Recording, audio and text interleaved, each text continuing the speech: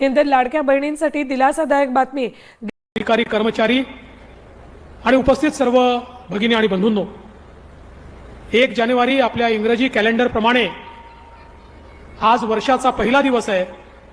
तमाम गडचिरोलीकरांना नूतन वर्षाच्या मी खूप खूप शुभेच्छा देतो।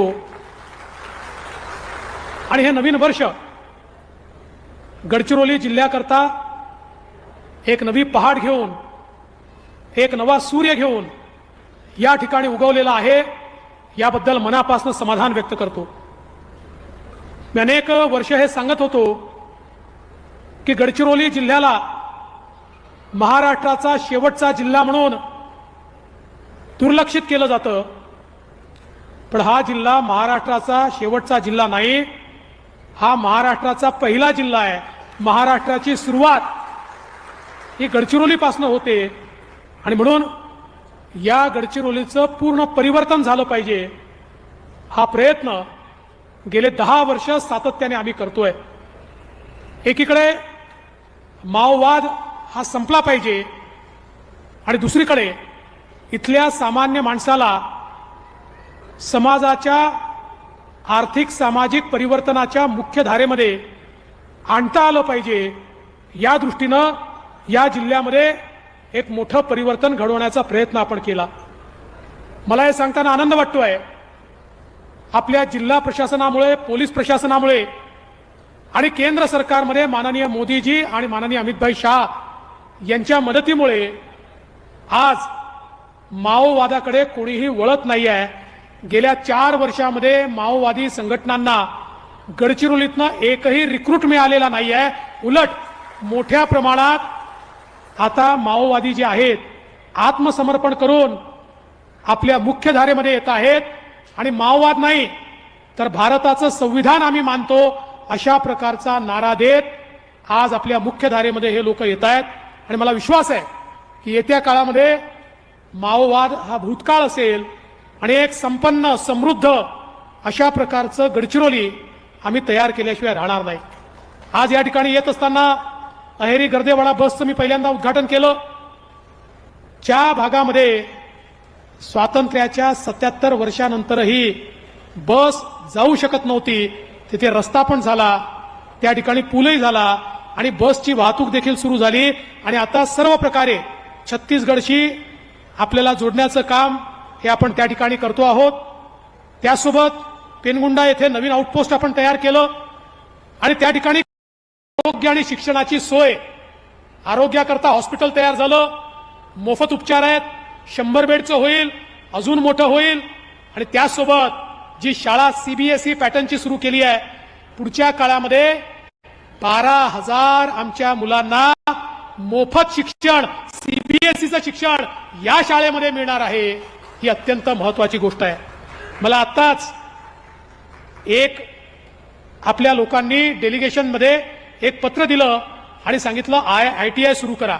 ITIची तर व्यवस्था करतोच आहे, काळजी करू नका, पण मला या गोष्टीचा आनंद आहे। आत्ताच मला आपल्या गोंडवाना विद्यापीठाचे कुलगुरू भेटले, त्यांनी आणि प्रभाकरन यांनी एक ऑस्ट्रेलियन युनिव्हर्सिटी, कुठली युनिव्हर्सिटी, ऑस्ट्रेलियन युनिव्हर्सिटी सोबत करार केला। आपल्याला माहिती आहे जगामध्ये मायनिंगमध्ये नंबर 1 ऑस्ट्रेलिया आहे, त्या ऑस्ट्रेलियन युनिव्हर्सिटी सोबत करार केलेला आहे आणि त्याचं कॅम्पस गोंडवानामध्ये आपण सुरू करतो आहोत की ज्याच्यामध्ये मायनिंगच्या संदर्भित सगळे जे ट्रेनिंग आहेत ते ट्रेनिंग आणि कोर्सेस या ठिकाणी आपल्या गडचिरोलीमध्ये चालतील आणि ज्यामुळे पुढच्या काळात गडचिरोलीच्या मुलांचं शिक्षण हे देखील असं होईल की सगळ्या प्रकारच्या मायनिंग ऍक्टिव्हिटी आमचीच मुलं, आमच्या गडचिरोलीची तरुणाई या ठिकाणी चालवेल। हा महत्वाचा बदल या ठिकाणी होतोय। शिंदे ने किया, इसलिए उल्लासनगर में भी मैं आपको कहता हूं जितने भी धोखादायक बिल्डिंग है इनका पुनर्विकास होगा, आपके कंसेंट से होगा। जैसे उल्लासनगर वासी चाहते हैं वैसे होगा और सभी बिल्डिंगे जो है नया यहां पर सुनियोजित शहर का निर्माण होगा। उसमें सभी एमिनिटी मिलेगी, सभी सुविधा मिलेगी। घर एक सबका सपना होता है, हर एक का सपना होता है अच्छा घर हो, मालिकाना हक हो, ये देने का काम हमारा गठबंधन करेगा, ये भी मैं वादा करता हूं। सभी लोगों को घर और सभी लोगों को यहां पर सुविधा मुहैया कराई जाएगी। PMAY 723 कोटीचं टेंडर झालंय, त्यातून 3578 घरं उभी राहतील। 7 महत्वाच्या रस्त्यांची कामं पूर्ण होण्याच्या मार्गावर आहेत। कल्याण अंबरनाथ राज्य मार्गाच्या कामाला सुरुवात झाली आहे, बरोबर है। 426 कोटीच्या भुयारी गटार योजने का काम शुरू हुआ है, 50% काम पूरा हुआ है। मैं जो बोलता है देखो कुछ बराबर है ना, नहीं तो मैं बोलते जाऊंगा, जिधर भी काम शुरू नहीं तो बता दो, तुरंत काम शुरू हो जाएगा। मागील 17 वर्षापासून भेडसावणारा रेग्युलायझेशनचा प्रश्न आपण सोडवतोय। जमिनीतून 10% भोगवटा या प्रस्तावाला तात्काळ मंजुरी दिली। त्यामुळे शहरामध्ये या ठिकाणी ज्या इमारती आहेत, अनधिकृत इमारती या क्लस्टरच्या माध्यमातून अधिकृत होतील, लीगलाइज हो जाएंगे। आपके सर पे टंगती तलवार दूर करने का काम एकनाथ शिंदे करेगा, ये भी हमारा वादा है।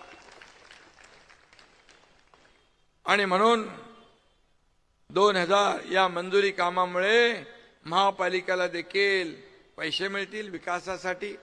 उल्हासनगरला आनंदी शहर, हैप्पी सिटी आपल्याला बनवायचं है ना।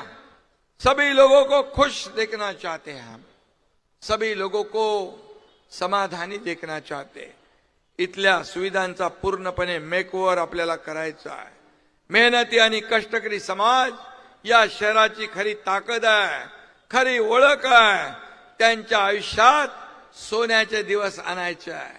मराठी में कहते हैं, मी सोन्याचा चमचा घेऊन जन्माला आलो नाही, परंतु या तमाम जनतेला, महाराष्ट्रातल्या तमाम गोर गरीब जनतेच्या जीवनामध्ये सोन्याचे दिवस आणायला माझा जन्म झालेला आहे। मुझे क्या मिला, मैंने क्या कमाया, कितनी प्रॉपर्टी कमाई, कितनी संपत्ति कमाई, इससे मैंने कितने लोग कमाए, कितने लोगों का प्रेम कमाया, ये मेरे लिए बड़ी बात है। मला ते महत्वाचं आहे। आणि म्हणून एकनाथ शिंदे ने देण्याचं काम केलंय। मुख्यमंत्री सहायता निधीमधून एकनाथ शिंदेने 460 कोटी रुपये 70,000 पेशंटला दिले, त्यांचे जीव वाचले। हे पुण्याचं काम आहे। 3 करोड़ माता बहनों का जांच करवाया। माता सुरक्षित तो परिवार सुरक्षित, ये योजना हमारी है। योजना बताने को जाए तो समय कम पड़ेगा। लेख लाड़की लखपति लाडली बहन योजना, एसटी में 50% सवलत। हमारी जो बच्चियां हैं उनको हायर एजुकेशन लेने के लिए 50% गवर्नमेंट देता था। दरवर्षीप्रमाणे याही वर्षी लाडक्या बहिणींचं महाहळदी कुंकू आहे ना, हे आज आयोजित केलंय। मी आपल्या सगळ्यांना मनापासून खूप खूप शुभेच्छा देतो। आणि देवराम भोईर, आपले संपूर्ण आपलं भोईर परिवार गेले अनेक वर्ष या ठिकाणी सामाजिक, सांस्कृतिक आणि इतर कार्यक्रमाचं आयोजन करत असतात। आणि संपूर्ण मैदान लाडक्या बहिणींनी भरून गेलेलं आहे। मी आपल्याला धन्यवाद यासाठी देतो की लाडक्या बहिणींना मी सांगितलं होतं निवडणुकीच्या आधी की लाडकी बहीण जी आपली योजना आहे ती कायम सुरू राहणार, ती कायम आम्ही सुरू ठेवलेली आहे। आणि हेही सांगितलं होतं की सावत्र भाऊ जे तुमच्या योजनेमध्ये खोडा घालायला आले, कोर्टात गेले, त्यांना बरोबर जागा दाखवा। ती तुम्ही जागा दाखवली आणि मुख्यमंत्री माझी लाडकी बहीण योजना एवढी लोकप्रिय झाली, सुपरहिट झाली आणि 232 आमदार निवडून आले। 232 आमदार आतापर्यंत कधी निवडून आले नव्हते। सगळा ऐतिहासिक सगळा विजय आहे आणि त्याचं सगळं